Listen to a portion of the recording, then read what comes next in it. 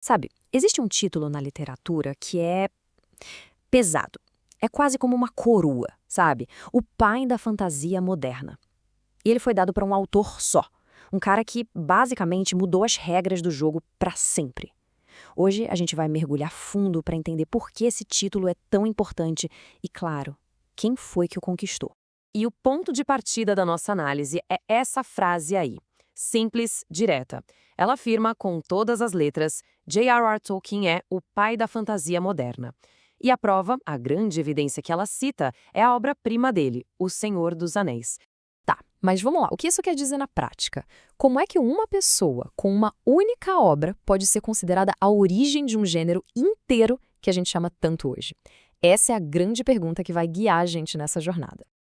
Ok, vamos começar a desvendar isso. Esse título não é só um elogio ou um tapinha nas costas. É, na verdade, uma afirmação sobre uma verdadeira revolução criativa. É o marco que divide a história do gênero em antes e depois. Pensa bem nas palavras. Pai, isso sugere um ponto de partida, a fonte de onde todo o resto veio.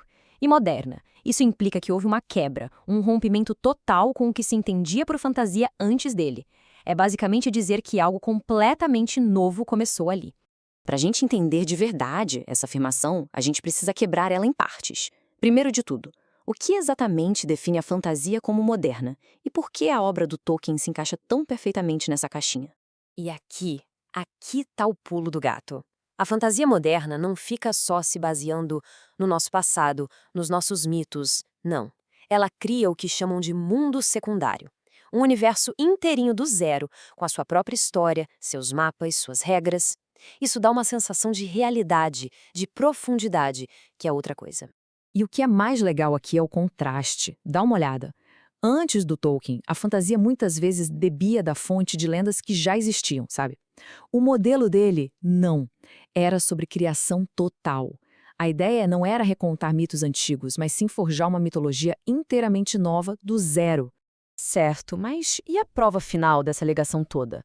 Como a nossa fonte lá do começo já apontava, tudo se resume a uma obra: O Senhor dos Anéis. É o exemplo perfeito, o estudo de caso desse novo modelo em ação.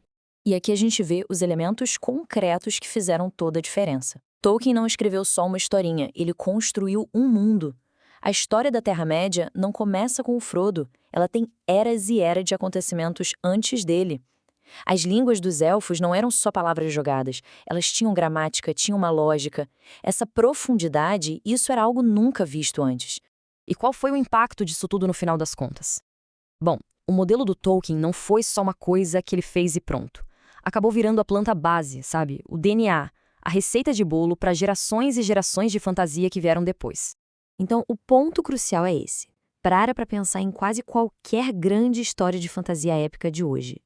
A presença de mapas detalhados no começo do livro, uma jornada principal, um grupo de heróis com várias origens, raças como elfos e anões, todos esses elementos se tornaram a linguagem padrão do gênero.